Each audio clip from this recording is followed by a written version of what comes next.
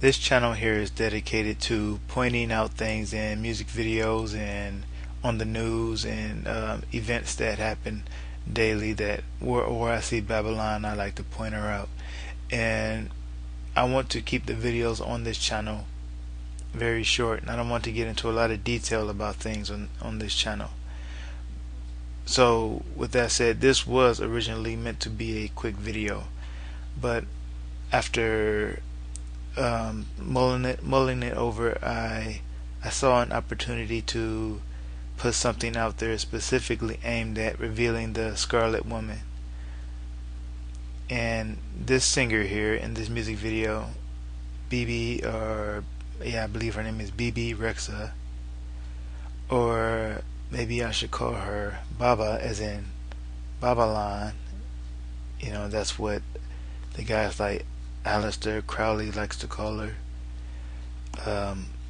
because that's what she actually represents in this video, or should I say who she represents. And what she is showing is, or what this is showing us, is the Illuminati's goddess. Now, there wasn't a whole lot in the video that I wanted to draw attention to. Most of it is just the typical stuff that you see in music videos, where you have the scantily clad artist, sometimes scantily clad, working her little seductive magic on the unawakened audience. So I mostly just wanted to, like I said, I wanted to focus on the portion with the Scarlet Woman. I want to explain for first time viewers exactly who the Scarlet Woman is, and that's what this will be about. Now, I could make a video that is like hours long, but I want to try to keep this relatively short. So there's much more that I can put into this video, but I just won't do it. So if you've heard this information before, you might still find it useful to share. You may want to skip it, but then you may actually find it's worth sharing with some people who are completely unaware of the Scarlet Woman and the potential the part and the potential deception that she may play. And what I mean by that, I'm talking about end time things. So moving on, at the beginning of this video, we see her in a gold color, and gold is the color of the sun. I believe the purpose of this look is to make her really appear to be like a goddess, and that's what she is. Actually, she's a goddess. Not literally, but in this video, I mean, you know. And believe it or not, that's what the word diva means. It means goddess. So most of these stars, quote stars, are called divas, and that, I don't believe that name is meant to be simple flattery. We're all programmed on some level to worship the goddess, because these divas, they embody Venus, who is the false goddess of beauty and love, erotic love, I should say. But why is it so important, though? Why is it so important for us to worship these let's just say these not examples, but why is it so important for us to worship these embodiments, or these Venuses? And I believe in order to find the answer to that, we'll have to look at who Venus is in the Bible. First up, we'll take a look at the Queen of Heaven. from the BibleStudyTools.com. We see in Jeremiah chapter 7 verse 18, and Jeremiah chapter 45 verse 17, and Jeremiah 45 verse 18, Jeremiah chapter 45 verse 19, and Jeremiah chapter 45 verse 25. The Queen of Heaven is mentioned, and she is the moon, Ashtoreth, a moon goddess, or Astarte, to whom worshipped as Hebrew women offered cakes in the streets of Jerusalem. Jeremiah chapter 7 verse 18. The children gather wood, and the fathers kindle the fire, and the women knead their dough, to make cakes to the Queen of Heaven, and to pour out drink offerings unto other gods, that they may provoke me to anger. Ashtoreth, a star, the principal female divinity of the Phoenicians, called Ishtar by the Assyrians and Astarte by the Greeks and Romans. And Astarte was by many identified with the goddess Venus or Aphrodite. And it is certain that the worship of Astarte became identified with that of Venus, and that this worship was connected with the most impure rites. It is apparent from the close connection with the goddess Asherah, who is Mother Nature. Her name is translated in the Bible as groves.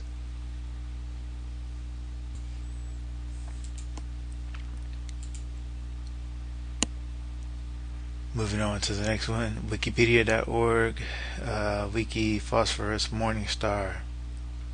The Latin word Lucifer corresponds to the Greek, I don't know that word, was used as a name for the morning star, and thus appeared in the Vulgate translation of the Hebrew word Hallel, meaning Venus, as the brilliant bright and shining one. Bright or shining one, in Isaiah 14:12. So divas, goddesses, are not used because they're the weakness of men, but because they embody the Illuminati Goddess Venus. And this diva worship is all about the worship of the Queen of Heaven.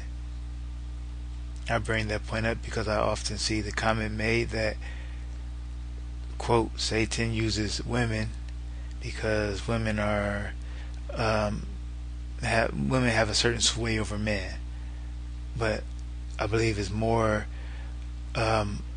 true to say that Satan uses women because Satan is a woman, and you'll see what I mean here soon, or at least the one particular Satan that I'm talking about. But you're going to have to make up your own mind on that once you see the evidence. Okay, let's look at Revelation. And there came one of the 7 angels which had the 7 vials, and talked with me, saying unto me, Come hither, I will show unto thee the judgment of the great whore that sitteth upon many waters, with whom the kings of the earth, possibly the Illuminati, have committed fornication, and the inhabitants of the earth have been made drunk with the wine of her fornication. So he carried me away in the spirit into the wilderness, and I saw a woman sit upon a scarlet-colored beast.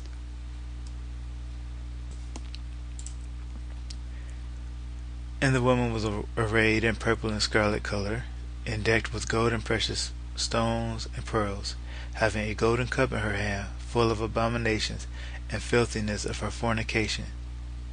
And upon her forehead was a name written, Mystery, Babylon the Great, the mother of harlots and abominations of the earth. And I saw the woman drunken with the blood of the saints, and with the blood of the martyrs of Jesus. And when I saw her, I wondered with great admiration. I notice her first name is Mystery, and that was Revelation 17 verse 1 through 6. And now we're moving on to 2 Thessalonians chapter 2 verse 1 through 12. Now we beseech you, brethren, by the coming of our Lord Jesus Christ, and by our gathering together unto him, that ye be not soon shaken in mind, or be troubled, neither by spirit, nor by word, nor by letter as from us, as that the day of Christ is at hand. Let no man deceive you by any means, for that day shall not come except there come a falling away first, and that man of sin be revealed, the son of perdition, the beast, Apollyon, Revelation 9:11 for that, who opposeth and exalteth himself above all that is called God, or that is worshipped, so that he as God sitteth in the temple of God, showing himself that he is God. Remember ye not that when I was yet with you, I told you these things, and now ye know what withholdeth, that he might be revealed in his time. And we know he's coming out of the pit. For the mystery of iniquity does already work, only he who now letteth will let until he be taken out of the way, and then shall that wicked, the beast, be revealed, whom the Lord shall consume with the spirit of his mouth, and shall destroy with the brightness of his coming, even him, the beast, whose coming is after the working of Satan, with all power and signs and lying wonders, and with all deceivableness of unrighteousness in them that perish, because they received not the love of the truth, that they might be saved. And for this cause God shall send them strong delusion, that they should believe a lie, that they all might be damned who believe not the truth, but have pleasure in unrighteousness.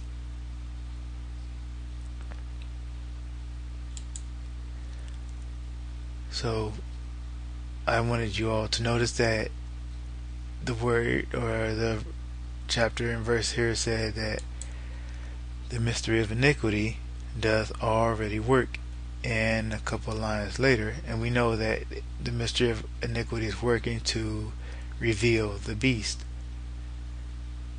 And so a couple of lines later we see that the beast, his coming is after the working of Satan. So the mystery of iniquity does already work, and Satan is working. A couple of lines later we see that. So the mystery of iniquity is Satan, if you were confused about what I was trying to say. Zechariah chapter 5 verse 5 through 8. Then the angel that talked with me went forth and said unto me, Lift up now thine eyes, and see what is this that goes forth. And I said, What is it? And he said, This is an ephah, or a basket, that goes forth. He said, Moreover, this is their resemblance through all the earth. And behold, there was lifted up a talent of lead, and this is a woman that sitteth in the midst of the ephah. And he said, This is wickedness. And of course another word for wickedness is iniquity. And that is, like I said, Zechariah chapter 5 verse 5 through 8. So we're getting near the end of this. What I want to do now is I want to show you some things from outside of the Bible. I'll start in the Lost Keys of Freemasonry by Manly P. Hall, page 153. Freemasonry as an institution is Isis, the mother of the mysteries, from whose dark womb the initiates are born in the mystery of the second or philosophic birth. Thus all adepts, by virtue of their participation in the rites, are figuratively, at least, the sons of Isis. As Isis is the widow, seeking to restore her lord, that is Osiris the beast, to avenge his cruel murder, it follows that all master masons or master builders are widows' sons. And I would like to clarify a little bit about the philosophic birth. Well, that is, I believe, speaking of the enlightenment, right? When you reach that 33rd degree, you become the master mason, and that is your spiritual birth or your philosophic birth from the womb of the mysteries. And also, like I've pointed out in videos past, you have also the symbolism of the tomb being the womb, or the belly of the whale, the belly of the Leviathan, who's Rahab, as I have covered. Her name is Rahab. Um, there is a type of birth that happens there where your physical body goes into the ground, into the womb, which is the tomb, and you are born again, as a, not as a physical but as a spiritual body. So that is another sort of esoteric sense of the second birth, or um, you may hear people speak in those terms. So in this video we saw the person Bebe, or Bebe, or Babylon, wearing red, but she was I forgot to mention that she was in this this desert here. And in this desert, the desert is a wilderness, and I meant to make the connection between the woman riding the beast being found in the desert, or the desolate place, the place where no man lives, no man specifically lives, and while she's out here in this desert, this wilderness, we see the star, what I believe is the star Venus. And of course that is significant because we have this Babylon here. Even I believe they are making the connection between Babylon and Venus. So from the Secret Teaching of All Ages, the Reader's Edition, on page 204. And excuse my voice, is almost four in the morning. So back to the reading. The disciples of Pythagoras also highly regarded the planet Venus. Highly revered the planet Venus because it was the only planet bright enough to cast a shadow. As the morning star, Venus is visible before sunrise, and as the evening star, it shines forth immediately after the sunset. Because of these qualities, a number of names have been given to it by the ancients. Being visible in the sky at sunset, it was called Vesper. And as it arose before the sun, it was called the false light, the star of the morning, or Lucifer, which means light bearer, or the light bearer. Because of this relation to the sun, the planet was also referred to as Venus, Astarte, Aphrodite, Isis, and the mother of the gods. Then I put down here in my notes, in the Bible, false gods are called abominations. Therefore, the mother of the gods is actually called the mother of abominations in the Bible. That's where the title actually comes from, I believe. It stands to reason to me, at least.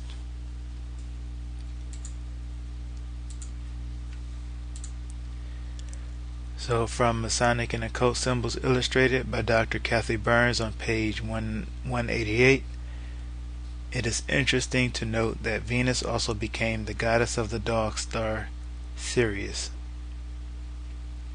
And on from crystallinks.com about Sirius. Sirius, known in ancient Egypt as Sabdet or Sothis, is recorded in the earliest astronomical records. The hieroglyph for Sothis features a star and a triangle. Sothis was identified with the embodiment of Isis. So Sirius and Venus are both associated, well, Isis and Venus are both associated with Sirius. And Sirius has been called the blazing star of the Masonic Lodge. The pentagram there that you see, or not the pentagram, but that's what it's called, the star or the pentagram is called the blazing star. And while some would say that is related to Hermes, some would say that it could be Thor, I believe that people who draw that conclusion are looking at it from a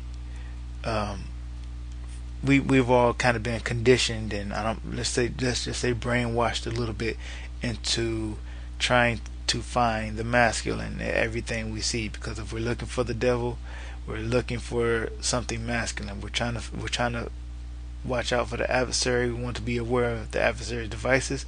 Well, we're looking for a male. And so I noticed that even in Dr. Kathy Burns' books, I have two of her books, she always passes over the feminine and she goes straight to like Thor, right? And so she'll say that the blazing star, or Sirius, Thor is another name for, or Thor is associated with Sirius. But that makes very little, to me, it's pointless to make that connection when we know that the Masons call themselves the sons of Isis, or the widow's sons. So if you know that Isis also has a connection with Sirius, it makes a lot more sense to conclude that that blazing star is actually Isis's star, especially since it's also connected to Venus. But not everyone thinks that way, and that's sometimes Dr. Kathy Burns is a Christian author, and sometimes I feel like that's the pitfalls that Christian researchers often have. We sometimes research with biases, and we don't always come to the right conclusions.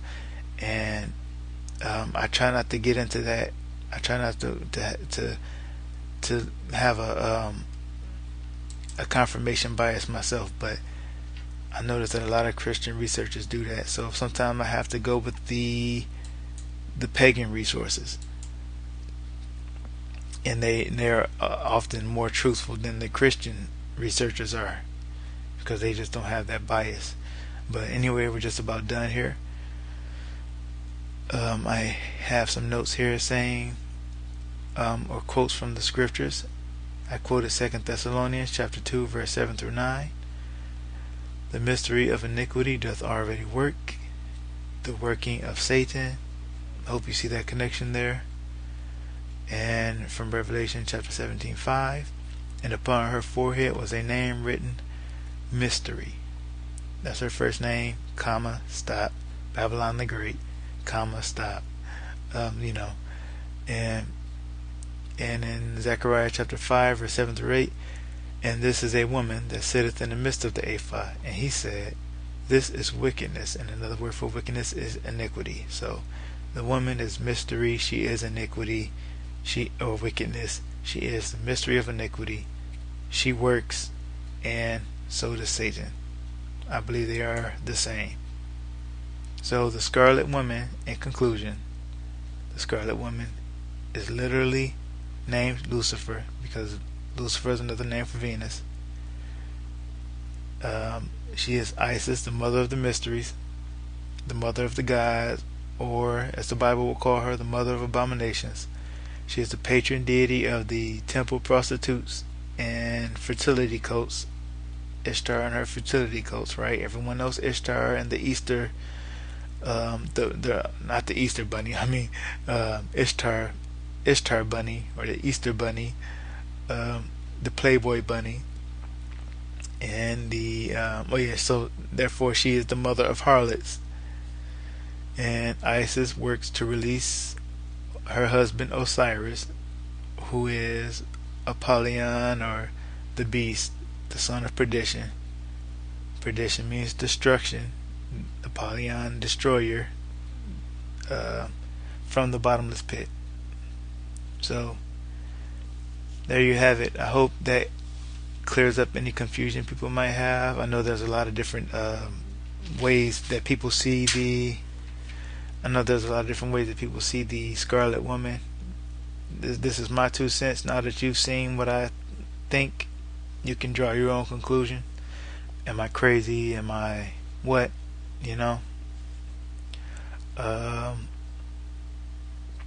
Catholics, sorry, but she's also called the Queen of Heaven. And I know you call her Mary the Star of the Sea as well, and they call Venus the Star of the Sea. And when I say they, I'm talking about the rest of the world. The world calls her the Queen of Heaven, and so do you. So, and for those who say, no way, God didn't create female angels, I asked you to show me scripture, and I asked you also, please maybe look at my other videos first, and maybe I've already addressed the argument that you might come back with. So that way we don't waste any time going back and forth over something that's already been explained before. Thank you for watching. I hope people out there are edified by it. And I'm going to shut up now so this doesn't get too much longer. Thank you, and please share if you can. Jesus bless you. Unless she is true, but it's not nice to fool Mother Nature. The proud mother of God, like all, is jealous of her own shadow. Who is this young victim who wished to be queen for a day? Who would sacrifice the great grandsons and daughters of her jealous mother by sucking their brain? Come on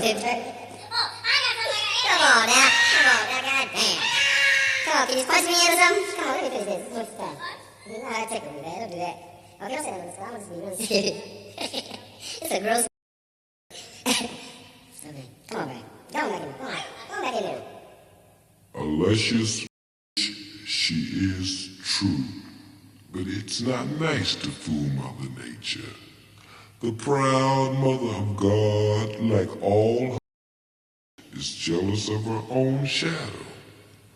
Who is this young Britannian who wished to be queen for a day?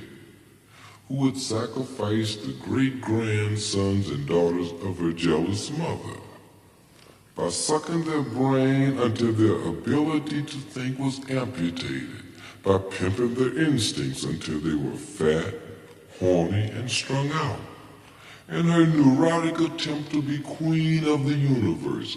Who is this